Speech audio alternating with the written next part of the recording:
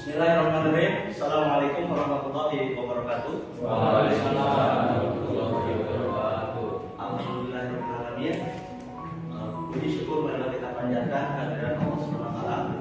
Pada kesempatan hari ini kita bisa bersilaturahmi. Alhamdulillah.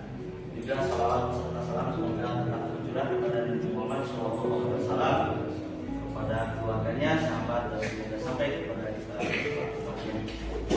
Yang saya hormati rekan-rekan sekalian, guru dari SMK Negeri 1 Subang yang luar biasa.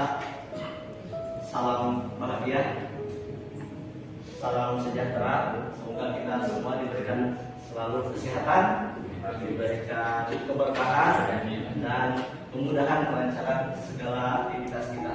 Dan semoga kita doakan anak-anak didik kita, siswa-siswa SMK Negeri 1 Subang, jadikan anak yang soleh, berhasil, sukses, dan menjadi pribadi-pribadi yang hebat sesuai dengan profil pelajar Pancasila.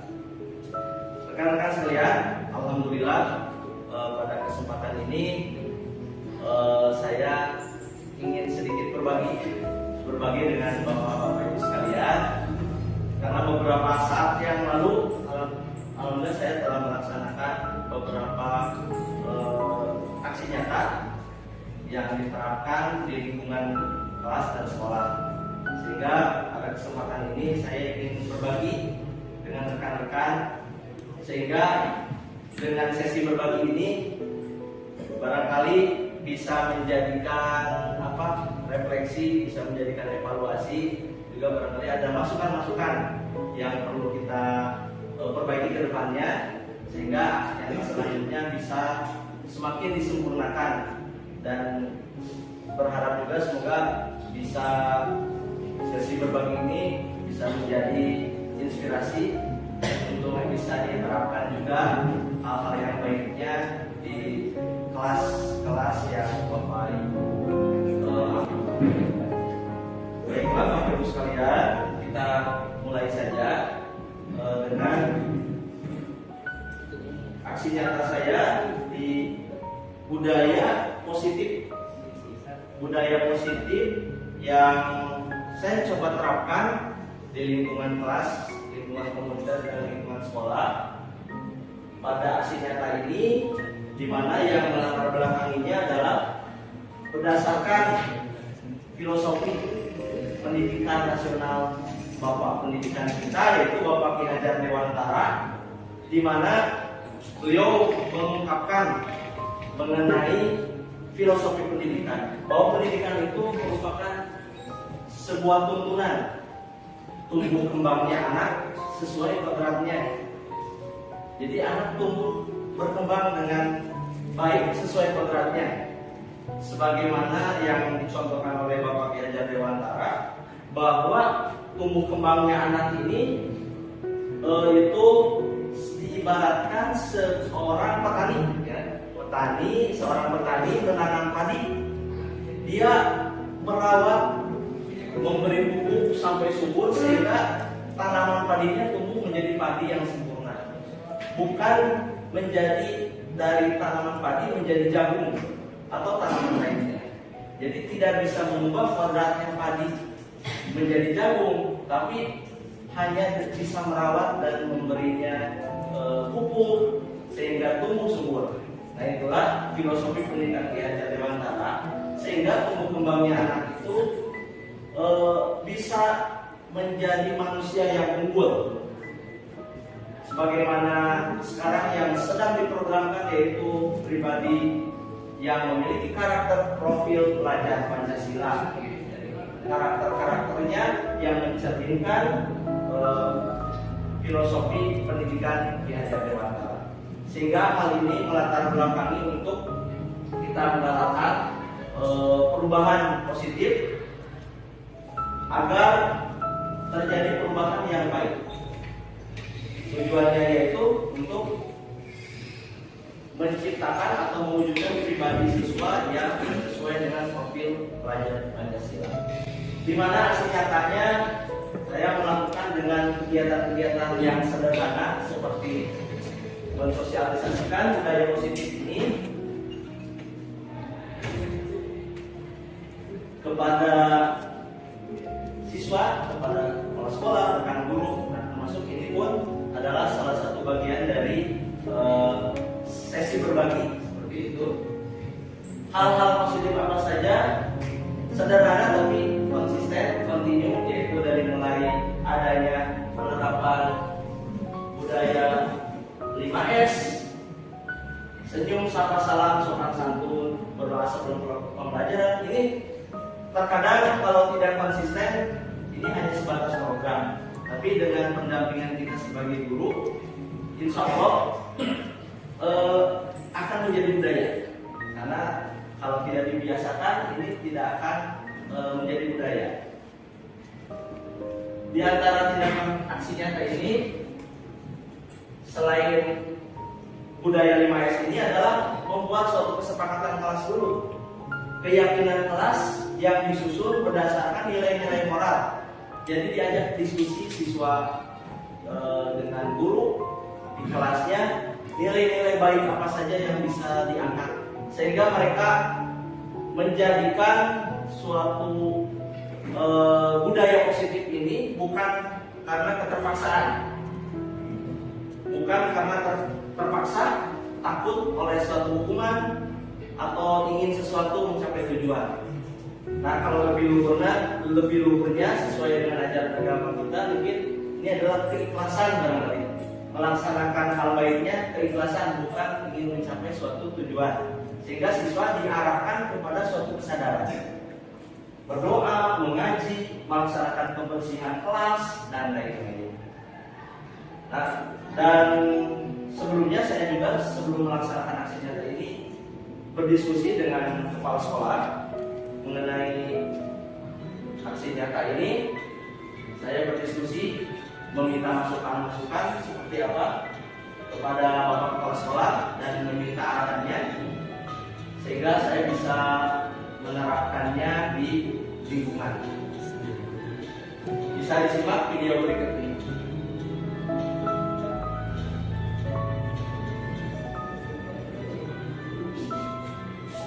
Di sini saya menyampaikan tentang membangun kesepakatan kelas berupa keyakinan kelas kepada siswa, disampaikan kepada Bapak Kepala Sekolah, dan Bapak Kepala Sekolah alhamdulillah memberikan apresiasi dan memberikan dukungan, bahkan memberikan banyak idenya.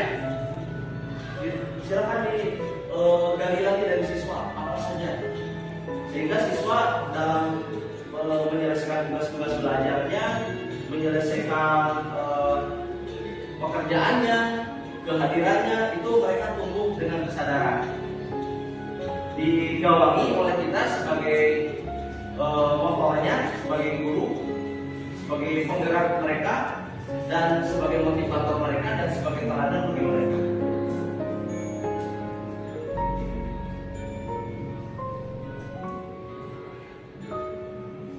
Dan Bapak Kepala Sekolah pun menitipkan pesan bahwa penerapan budaya positif ini bisa ditularkan juga kepada kelas-kelas yang lainnya.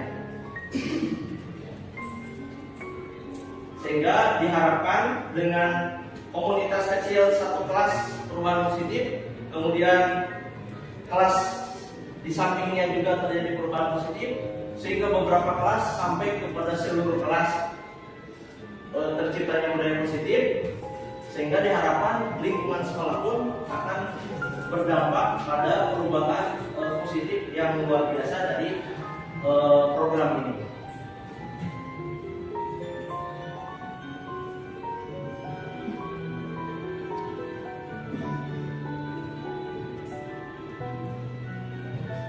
Nah, selanjutnya pada beberapa saat yang lalu kita pun mengadakan sosialisasi dengan rekan-rekan sekalian mengenai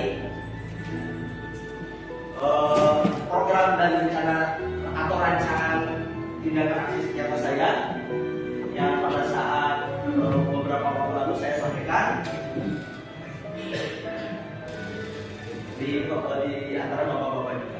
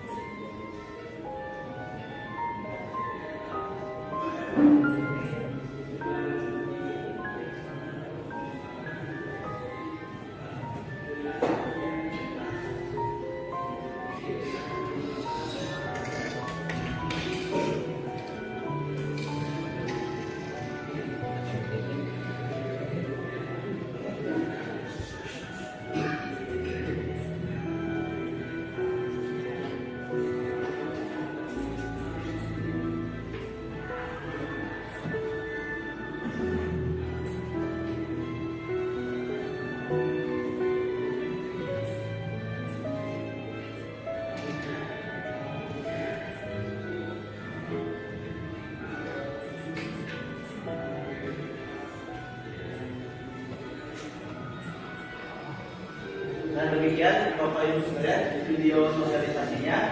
Di sini saya mensosialisasikan mengenai rancangan tindakan aksi nyata yang sekarang sudah dilaksanakan. Pada saat itu dirancang yaitu menyusun keyakinan kelas dan kesepakatan kelas bahwa dalam keyakinan kelas dan kesepakatan kelas itu kami susun dan gali berdasarkan masukan-masukan dari murid. Dan mereka ternyata banyak sekali yang menyampaikan hal-hal yang baik. Dari sekian siswa itu semuanya rata-rata mempunyai nilai-nilai pemikiran tentang nilai-nilai moral yang luar biasa. Seperti contohnya mengenai menghargai waktu. Mereka menyampaikan hargailah waktu, karena waktu katanya tidak bisa kembali lagi. Nah, itu luar biasa. Kemudian bekerjalah seperti mesin. Itu ada kata-kata yang sangat unik dari anak-anak. Bekerjalah seperti mesin, tidak berhenti, tanpa lelah, tapi terkendali. Luar biasa, itu kan suatu kata-kata yang di luar dugaan atau pemikiran saya sendiri. Itu luar biasa, mereka sekolah digali dan banyak. Nah, dari kegiatan membuat kesepakatan kelas tersebut, kami merenungkan bersama kira-kira mana yang akan kita, karena ada beberapa poin yang ada kesamaan, misalnya tentang waktu, sehingga dijadikan satu poin. Nah, itu lalu dibuatlah sebuah poster. Dan alhamdulillah setelah dilihat dari siswa dan teman itu ada yang luar biasa, punya bakat yang tidak saya kira sebelumnya. Dia bisa membuat suatu gambar atau gambar komik yang luar biasa, sehingga dilibatkan juga untuk membuat poster dan hasilnya luar biasa bagus dan sekarang sudah ditempel di kelasnya. Itu hasil karya siswa. Kemudian selanjutnya dari kesepakatan kelas itu diharapkan dalam penerapannya, yaitu ketika ada suatu permasalahan, jadi siswa itu akan dikembalikan kepada keyakinan kelas mereka. Misalkan ketika terlambat, maka ada langkah-langkah penyelesaian masalah dengan segitiga restitusi, di mana segitiga restitusi ini adalah terdiri dari beberapa 3 langkah. Yang pertama, menstabilkan identitas. Yang kedua, validasi tindakan yang salah. Dan yang ketiga, menanyakan keyakinan kelas. Nah, 3 hal ini menjadi dasar dalam penyelesaian masalah, sehingga siswa tidak ada penghukuman, tidak ada penghakiman kepada siswa bahwa kamu nakal, datang terlambat. Tidak ada lagi hal seperti itu, sehingga mereka ketika melakukan suatu kesalahan diajak diskusi, diajak ngobrol, kemudian digali permasalahannya sehingga ditemukan solusi. Jadi ada tujuannya, ada targetnya adalah semangat untuk mencari solusi. Strateginya seperti apa? Yaitu menggunakan segitiga restitusi yang lebih mengedepankan diskusi dan komunikasi yang baik, sehingga siswa tidak dihakimi gitu.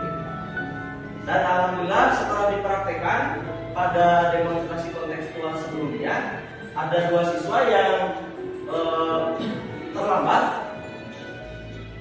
dan ada 2 kasus siswa yang terlambat dan tidak menggunakan seragam. Dan akhirnya alhamdulillah dengan keyakinan kelas, kesepakatan kelas, diajak diskusi dan ngobrol, ternyata mereka punya kesadaran. Dan alhamdulillah mereka menyadari tanpa kita memarahi dan sebagainya, mereka menyadari dengan sendirinya, oh iya, apalagi di usia dewasa seperti di SMK sekarang ini, ini adalah tergolongnya usia yang sudah mempunyai pemikiran-pemikiran. Nah, ini adalah video bukti aksi nyata saya mengenai penyusunan keyakinan kelas. Nah, ini dilaksanakan di kelas dan siswa menuliskan di papan tulis mengenai keyakinan kelasnya masing-masing.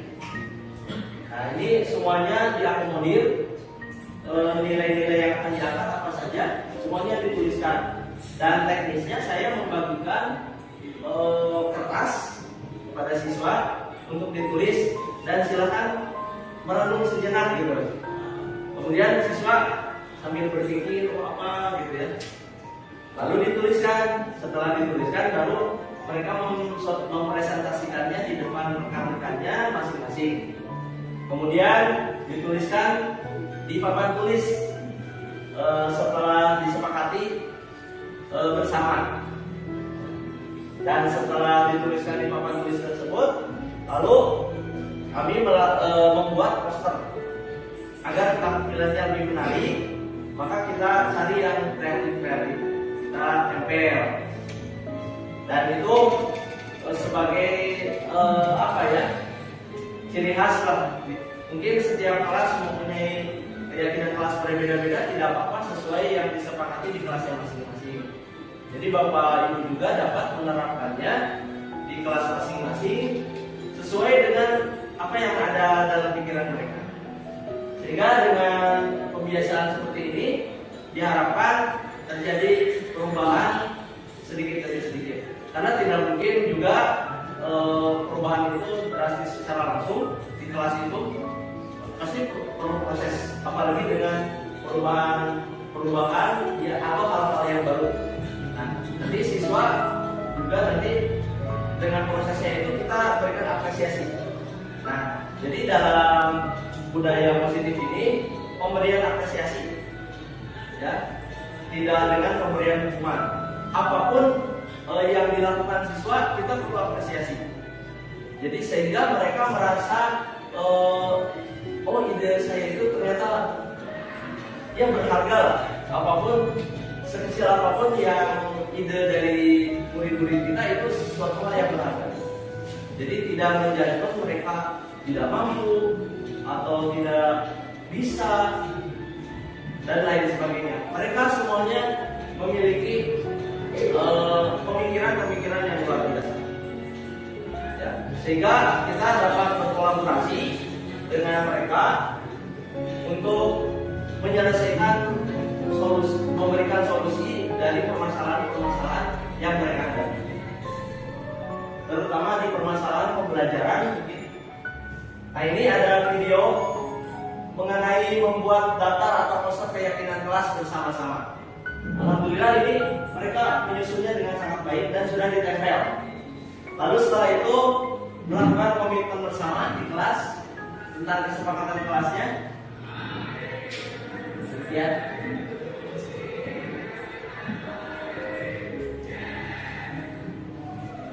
Nah, mereka sepakat katanya dengan keyakinan kelasnya siswa TPM. Yes, katanya seperti itu. Nah, ini selanjutnya adalah penerapan budaya 5S dengan senyum, sapa, salam, sopan santun. Pembiasaan ini kita rutinkan, biasakan setiap hari karena ini adalah salah satu nilai profil pelajaran Pancasila. Selain keimanan ketakwaan, juga akhlak mulia. Dan ini pun adalah kegiatan berdoa dan membaca Al-Quran sebelum pembelajaran bagi Muslim.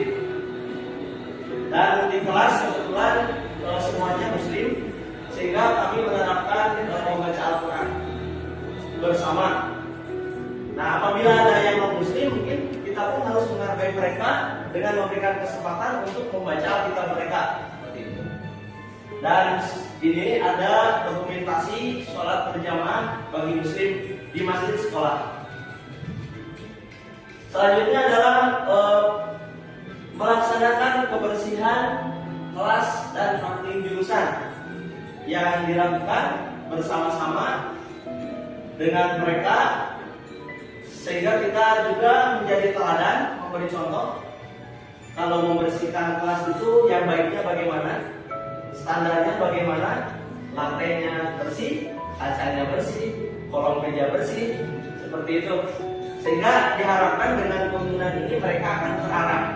Kadang kalau tidak dilibatkan kita, mereka membersihkan mungkin ya hanya sebatas mengukur tugas dan kewajiban, bukan timbul rasa kesadaran dan kepedulian terhadap kelasnya.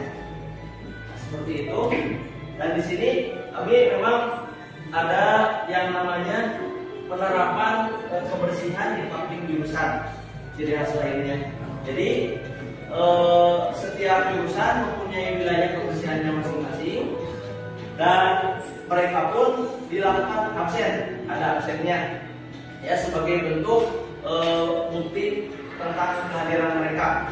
Tentunya yang namanya kebersihan itu kesadaran, namun absensi itu adalah sebagai data yang diperlukan juga ya.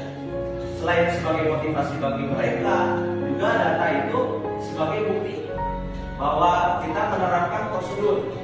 Karena di sekolah kita berbasis administrasi dan data, semuanya harus teradministrasikan dengan baik. Bahkan saat berjamaah pun kita bisa melakukan absen. Di absen bukan berarti dengan di absen itu wah sholat itu kan tanggung jawab kepada Tuhan. Kenapa harus absen? Takut karena absen berarti kalau begitu. Tidak seperti itu maksudnya. Maksudnya keyakinan kita, keikhlasan kita melaksanakan sholat berjamaah adalah tanggung jawab kita kepada Allah. Sedangkan absen adalah sebagai bentuk data, sebagai bentuk tertib administrasi bahwa mereka melaksanakan, sehingga bisa menjadi motivasi juga. Oh saya alhamdulillah ternyata kalau di YouTube saya tidak bolong-bolong. Nah seperti itu pun bagian dari motivasi. Tapi bukan untuk menjadi bahan ketika ada yang tidak sholat diperlihatkan, bukan seperti itu. Itu adalah justru seperti itu tidak baik. Itu hanya untuk pribadi-pribadinya sehingga menjadikan motivasi, bukan untuk diumumkan yang buruk. Ini yang tidak sholat tidak. Nah justru kalau yang tidak melaksanakan kita lakukan penanganan dengan segitiga restitusi. Barangkali ada hal-hal yang ada masalah-masalah khusus. Misalkan tidak melaksanakan kebersihan itu, dia itu kesiangan atau datang ke sekolah kesiangan itu, misalkan setelah digali ternyata dia itu habis nungguin orang tuanya misalkan sedang dirawat atau sedang ke pasar mengantar ibunya ke pasar misalnya, atau membantu ayahnya menyiapkan dulu perlengkapan untuk ke sawah misalnya, dan karena banyak hal, atau sepeda motornya bocor seperti itu kan hal-hal yang di luar dugaan. Oleh karena itu dengan segitiga restitusi mengedepankan komunikasi sehingga tergali permasalahannya dan ada solusinya seperti itu. Selanjutnya adalah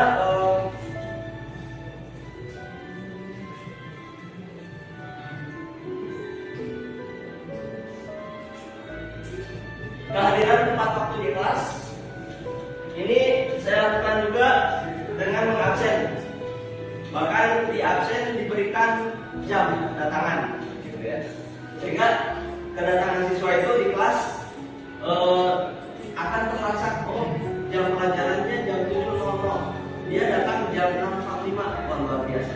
Datangnya jam 7.30. Nah, yang jam 7.30 ini baru kita lakukan pendekatan dengan restitusi. Kemudian pengecekan seragam juga secara intensif, karena ini bukan hanya tugas OSIS atau kesiswaan, tapi ini adalah terintegrasi bagian dari pendidikan pembinaan kita kepada siswa. Bagaimana kita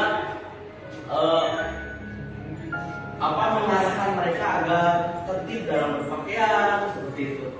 Karena dengan seragam itu menunjukkan etika, kesopanan, kekompakan, ya seperti itu. Itu ada nilai-nilai dan tidak menunjukkan kasta. Kalau dengan seragam sekolah kan mau kaya, miskin semuanya sama seragamnya. Seperti itu. Oh, putih abu seperti itu. Atau seperti ini adalah seragam jurusannya. Mereka tidak akan terlihat ini tidak menunjukkan kemewahan. Mereka seragamnya sama. Dari mulai ujung rambut sampai kakinya mereka sama. Dengan standar yang sama. Nah itu dilakukan ini ketika dalam pembelajaran, sebelum pembelajaran kita bisa melakukan pengecekan ketepatan waktu dan berpakaian seragam. Tentunya lebih dari itu adalah kita sebagai guru memberikan teladan, memberikan contoh sebelum mereka melakukan, sehingga mereka akan merasa ada teladan. Nah, ini adalah testimoni dari siswa mengenai hal-hal yang sudah kami lakukan. Bisa disimak.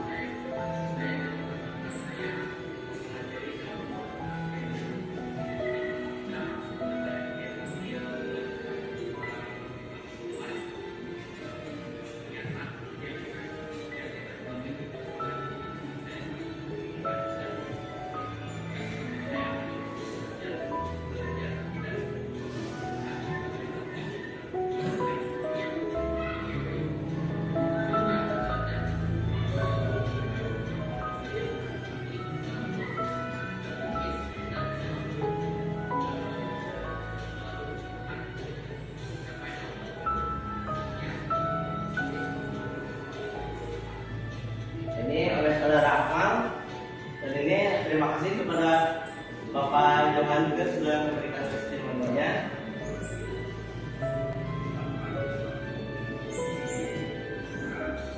Beliau adalah rekan guru senior saya, sehingga banyak juga memberikan bimbingan dan arahan kepada saya juga.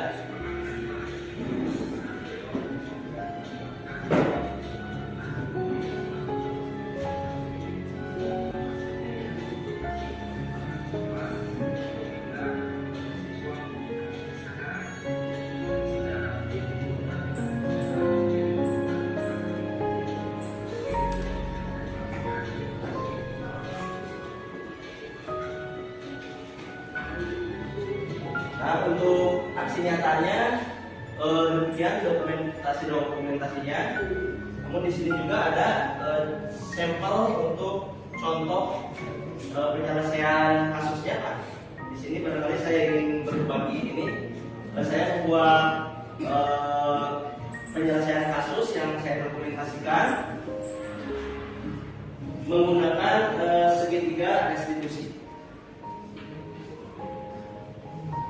Barangkali untuk sesi tanya jawab nanti setelah semua paparan kami selesai, Bapak Ibu boleh melakukan tanya jawab, diskusi atau memberikan masukan-masukan. Silakan, saya akan menampungnya dan itu sebagai evaluasi dan perbaikan ke depannya.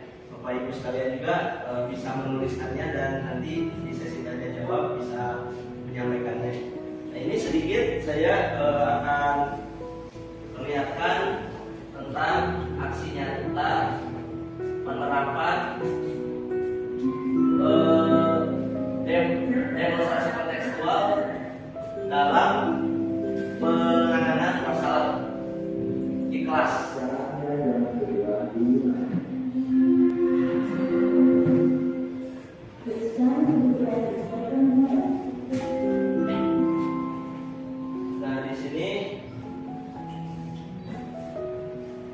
Demonstrasi kontekstual budaya positif dengan segitiga restitusi.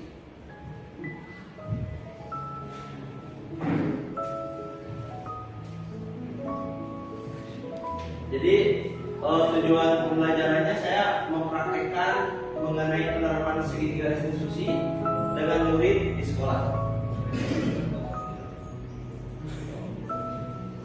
Dan inilah segitiga restitusi dalam penyelesaian permasalahan di kelas dengan disiplin positif. Nah, di sini segitiga restitusi ini terdiri dari 3 langkah, yaitu yang pertama validasi tindakan yang salah. Yang pertama menstabilkan identitas, yang kedua validasi tindakan yang salah, dan yang ketiga menanyakan keyakinan kelas. Nah, jadi dalam menstabilkan identitas ini, setiap orang ini, misalkan murid dalam suatu permasalahan, mereka pernah melakukan kesalahan. Jadi sehingga diberikan agar mereka emosinya stabil dan tidak terhakimi begitu salah siswanya. Misalkan kamu terlambat, dimarahin, belum ngobrol tapi sudah secara dengan hal-hal pertanyaan ini. Namun ajak dulu, tarik nafas gitu ya siswanya. Coba duduk dulu. Nah, diberikan penjelasan setiap orang pernah salah, Bapak juga pernah gitu. Salah. Kamu bukan satu-satunya yang pernah melakukan ini, aku juga pernah. Nah itu dalam rangka menstabilkan identitas, bukan berarti membenarkan tindakan yang salah, tetapi agar mereka saya ada timbul kesadaran, ya saya tidak boleh putus asa, ya dalam agama pun sudah jelas Allah itu Rahman Rahim, pengasih penyayang.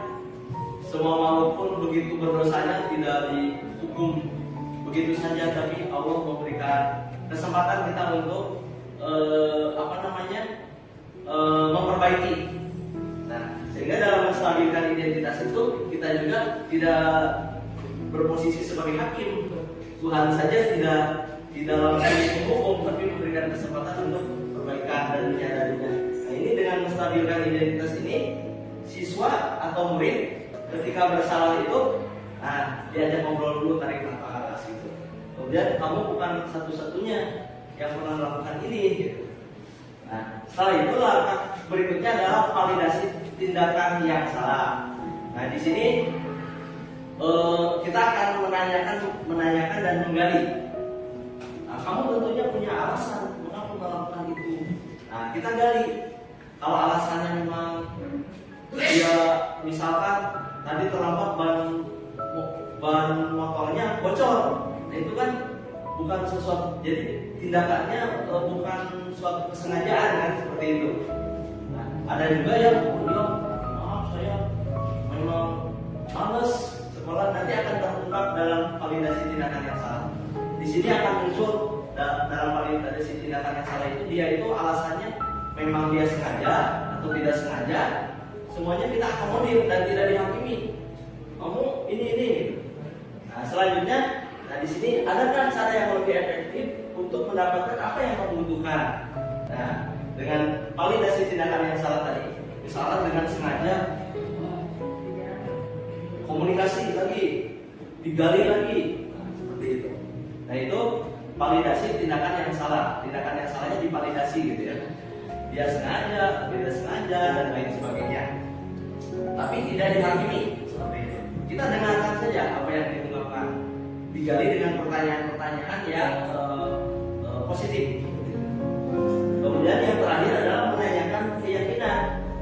Nah, keyakinan kelas apa yang telah kita sepakati? Misalkan datang terlambat tadi disengaja sesuai dengan nilai-nilai keyakinan kelas kita, atau sesuai dengan nilai-nilai moral. Ternyata bertentangan itu, sehingga iya. Jadi ada siswa yang kaget, ternyata saya salah ya selama ini gitu. Dan coba dibaca lagi keyakinan kelasnya, seperti itu. Dan dari keyakinan kelas ini nanti kamu akhirnya mau jadi apa? Nah, ini ada pertanyaan terakhir, kamu ingin menjadi seperti apa kalau seperti itu terus? Nah, jadi diajak ke dewasa gitu siswanya, seperti itu. Sehingga siswa tidak merasa dihakimi, tapi mereka diajak berpikir, oh saya salah. Kalau saya begini terus, saya mau jadi apa nantinya? Sedangkan saya punya cita-cita ingin berhasil, sukses. Apakah menjadi orang sukses itu dengan datang terlambat terus? Nah, berarti itu adalah hal-hal yang bertentangan, sehingga mereka akan muncul suatu kesadaran.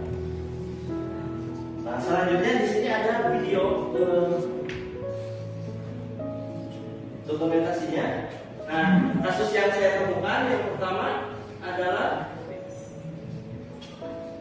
ini, maaf, ada namanya siswa TPM, jurusan TPM 11 TPM 2 terlambat masuk jam pelajaran produktif teknik pemesinan dengan alasan jajan ke kantin karena lapar belum makan katanya.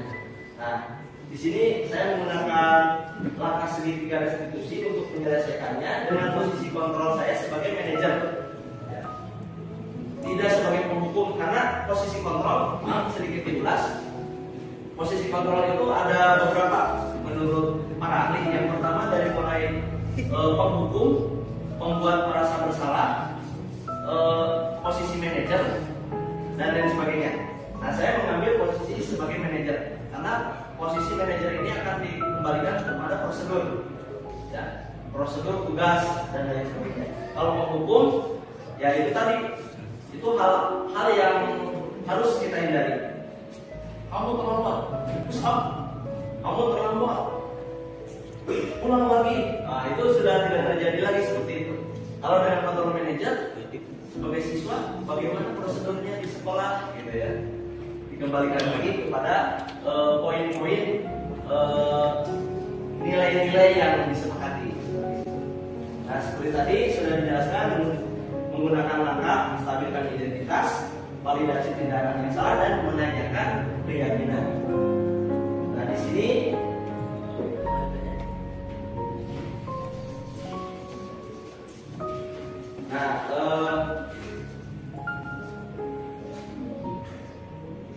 dalam menstabilkan identitas, saya menanyakan beberapa pertanyaan. Dan Anda sudah saya dokumentasikan, sehingga saya bisa dokumentasikan di sini, bisa tulisan. Saya bertanya, Rifan, kenapa baru datang? Pembelajaran sudah mulai sejak 1 jam yang lalu. Dari mana saja, Rifan? Apakah kamu tahu jam berapa masuk pelajaran produktif mesin? Setelah berapa lama kira-kira? Dan Rifan menjawab, ya Pak, saya tahu jam 7. Saya terlambat 1 jam pelajaran. Maaf Pak, saya tadi jajan ke kantin katanya. Lalu saya tanyakan, alasan kamu jajan ya?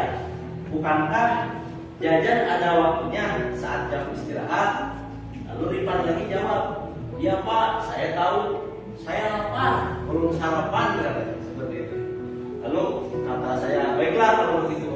Sekarang gimana? Sudah tidak lapar lagi. Tapi Rifan terlambat nih mengikuti pelajaran. Gimana? Rifan menjawab, iya Pak, maaf, saya tidak izin dulu ke Bapak. Nah, ini ada satu poin, saya tidak izin dulu. Dia menyadari gitu ya, saya tidak izin dulu ke Bapak. Guru, Bapak tidak marah sama kamu, Rifan. Setiap orang pernah melakukan pelanggaran, namun kita harus bisa mengatasinya, memperbaikinya, dan menjadikan setiap masalah merupakan pelajaran yang penting agar tidak terulang lagi. Nah gitu, jadi tidak dihukum Rifannya sama saya, tapi diajak ngobrol aja seperti itu. Tapi dia menyadari. Nah, langkah kedua adalah validasi tindakan yang salah. Saya menanyakan, Bapak tidak menyalahkan kamu. Kamu dihadapkan 2 masalah. Satu sisi kamu harus memenuhi kebutuhan badan kamu, yaitu dengan makan karena perlu sarapan. Di satu sisi kamu juga mementingkan pelajaran. Setiap orang pernah melakukan pelanggaran, namun kita harus bisa memperbaikinya dan menjadikan setiap masalah itu pelajaran penting agar kita menjadi lebih baik lagi. Nah, seperti itu. Kita berikan seperti itu. Kemudian, ya Pak, terima kasih. Maaf, Rifan tidak minta izin dulu kepada Bapak. Rifan tidak akan mengulanginya lagi. Nah, ini adalah poin penting. Tidak akan mengulanginya lagi. Ini adalah hal yang harus diapresiasi oleh kita sebagai guru kepada siswa tersebut.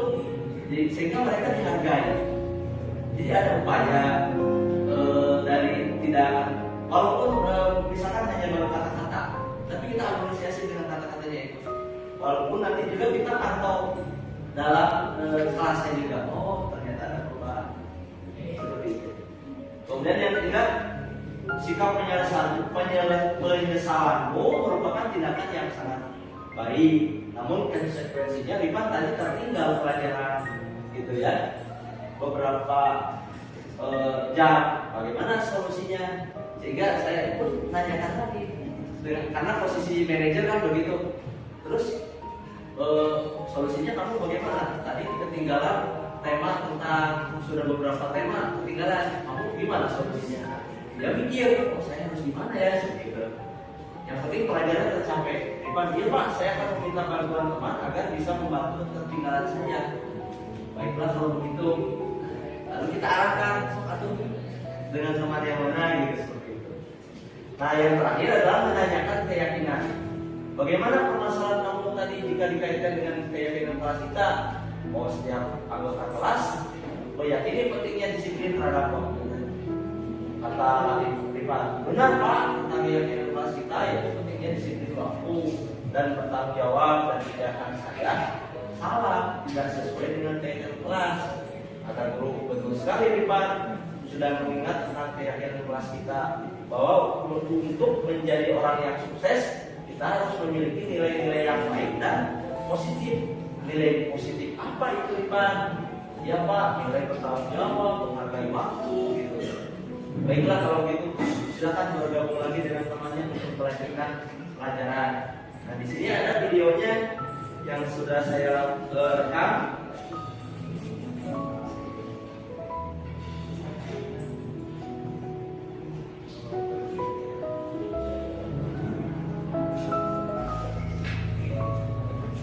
Nah ini bisa disaksikan.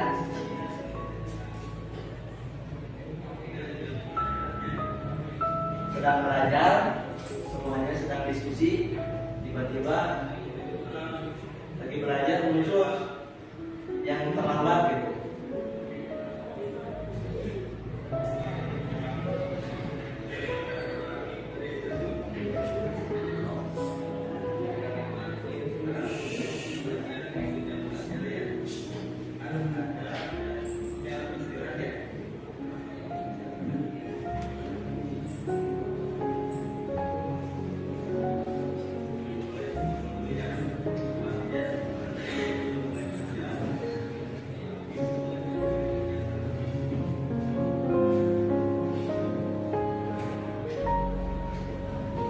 Nah, ini sebagai sampel aja.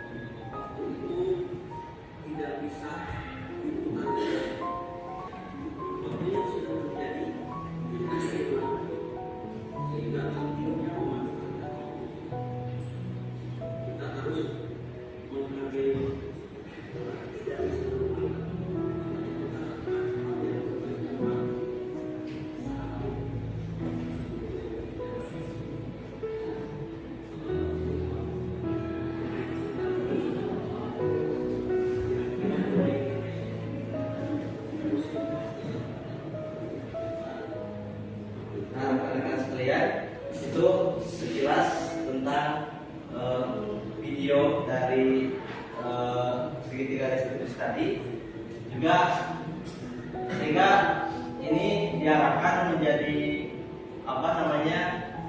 perubahan yang positif bagi siswa dan mereka tidak merasa terhakimi dan memberikan motivasi juga, karena ya itu tadi setiap orang dari validasi, dari menstabilkan identitas hingga keyakinan kelas, dari mulai dia meyakini ya saya salah gitu ya, terus kita harapkan sehingga ada pemikiran, ada kesadaran siswa, sehingga mereka dari kesadaran itu diharapkan adanya perubahan positif, dan kita pun bisa sisipkan dengan kisah-kisah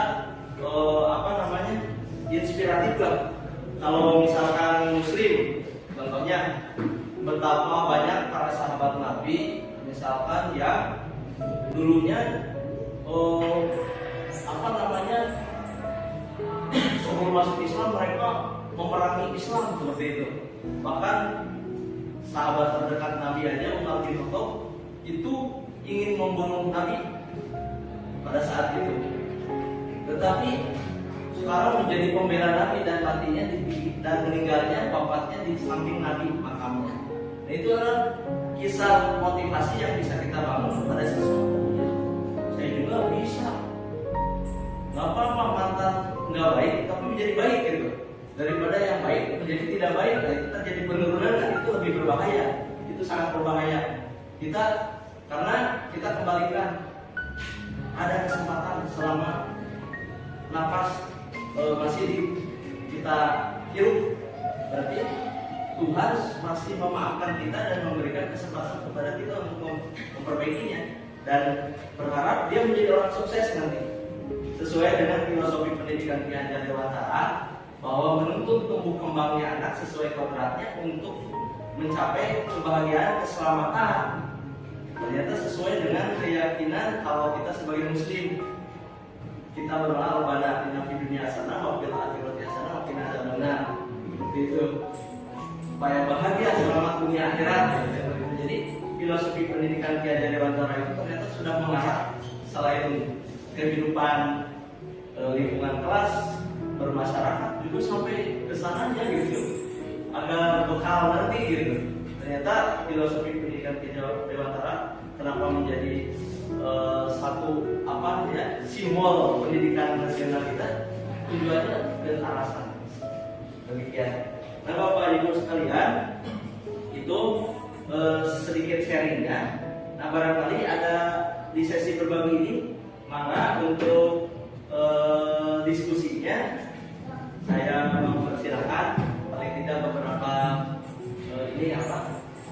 yang akan menyampaikan pertanyaan gitu, atau menambahkan, sehingga nanti di aksi nyata berikutnya saya juga akan menambahkan pula. Maka silakan dibuka untuk sesi diskusi. Baik, silakan Pak. Ini pertanyaan dari saya Pak, supaya sistem pembayaran ini yang tadi Bapak sampaikan bisa kita laksanakan. Dukungan apa saja yang harus disiapkan oleh sekolah Pak, atau oleh rekan kerja kita? Yang penting saja. Terima kasih. Baik Pak, terima kasih atas pertanyaannya, luar biasa dari Bapak. Betul sekali Pak, bahwa dukungan itu sangat penting.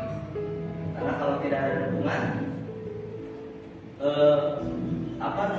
roda perjalanan perubahan ini tidak akan bergerak, rodanya nanti macet.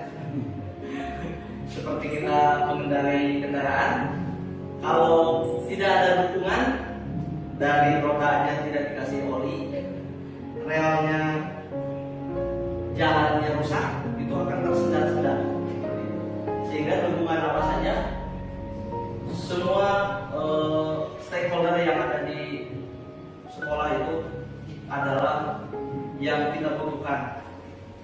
Terutama di lingkungan kecil kita, mohon dukungan kepada rekan-rekan di LGMP agar kita bisa menerapkannya. Karena kalau kita bergerak sendiri, misalkan penyelesaian ini, nanti siswa juga mungkin akan melihat kok kelas kamu gini, kok kelas ini gini. Coba kalau kita tahap demi tahap serempak, dukungan dari rekan sejawat, dan yang paling utama adalah kebijakan kepala sekolah, dukungan dari kepala sekolah. Karena kepala sekolah mempunyai power untuk menggerakkan semuanya, seperti itu. Dan alhamdulillah secara dukungan dari kepala sekolah setelah berdiskusi ini sangat mendorong untuk perubahan positif ini, karena ini adalah untuk kebaikan dari kelas dan sekolah. Kemudian dukungan selanjutnya adalah tidak kalah pentingnya adalah dukungan dari siswa dan orang tua tentunya. Nah, orang tua juga sangat penting memberikan dukungan, karena pendidikan penting itu tidak hanya kita di sekolah. Kita ini di sekolah memberikan pendidikan hanya dari jam 7 mungkin sampai setengah 4, selebihnya pemantauan hanya bisa secara online di HP dan sebagainya. Nah, lebih banyaknya di rumah, barangkali keterlibatan orang tua dan keluarga dalam memberikan penyelesaian. Sehingga apabila ada suatu permasalahan, tentunya kita akan mengundang orang tua untuk berdiskusi. Dan alhamdulillah kita juga secara bertahap selalu adanya parenting ya, terus adanya ya diskusi dengan orang tua juga yang alhamdulillah ada dukungan. Jadi ketika orang tua di sekolah datang itu suatu dukungan yang luar biasa. Kalau tidak datang kita menunggu-nunggu, dan ini berarti apakah tidak mendukung dan lain sebagainya. Nah, ini dari segi dukungan tentunya semua pihak harus mendukung. Kalau ingin rodanya lancar, karena kalau rodanya tidak lancar nanti tersendat-sendat. Ini Bapak. Hari Bapak. Waalaikumsalam warahmatullahi wabarakatuh. Bukan merupakan pertanyaan, terinspirasi melihat aksi nyata dari Bapak, melihat budaya-budaya positif yang mau dilaksanakan. Itu merupakan kenyataan yang kita hadapi setiap pembelajaran. Jadi memberikan suatu dorongan pada saya sebagai guru juga bahwa membuat kesadaran itu atau memberikan perubahan itu bukan dengan tindakan yang keras, tetapi ada suatu langkah-langkah yang bisa diselesaikan dengan komunikasi. Terima kasih Pak, itu merupakan inspirasi buat kami sebagai guru dan saya. Mudah-mudahan budaya positif ini tertular pada kami. Terima kasih. Assalamualaikum warahmatullahi wabarakatuh. Terima kasih Pak Hari. Ya, saya juga belajar Pak secara bertahap gitu, karena ini pun hasil diskusi dengan bapak-bapak juga kan. Saya itu kira-kira langkahnya apa saja gitu. Alhamdulillah bapak-bapak juga memberikan masukan yang luar biasa, sehingga saya dapat melakukan kegiatan ini, dan mudah-mudahan jadi inspirasi tadi. Ya yang baiknya mah tentu jadi inspirasi mungkin, tapi kalau yang buruknya tidak bisa diingat lah ya Pak. Lupakan saja lah yang buruknya.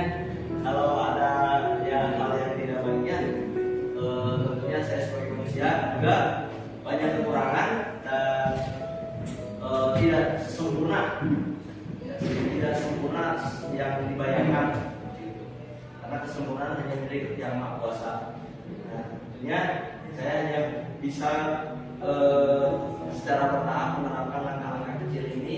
Mudah-mudahan nanti kedepannya juga akan bisa terintegrasi juga di pelajaran, mungkin bisa dimasukkan ke dalam RPP seperti itu, bagaimana penanganan penciptaan budaya positif gitu. Dan alhamdulillah yang saya lakukan ini pun sudah saya tuangkan ke dalam rencana pembelajaran juga.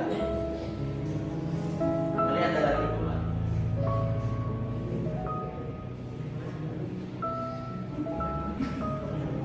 Tidak ada. Baik, kalau tidak ada, terima kasih Bapak-Bapak sekalian ya.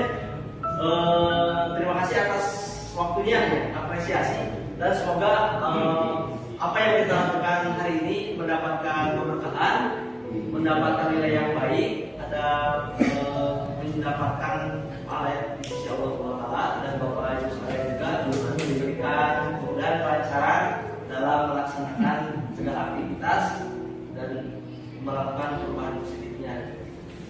Demikian akhir kata, mari kita tutup dengan hamdalah bersama-sama. Alhamdulillahirabbil alamin. Terima kasih atas segala perhatiannya. Wassalamualaikum warahmatullahi wabarakatuh.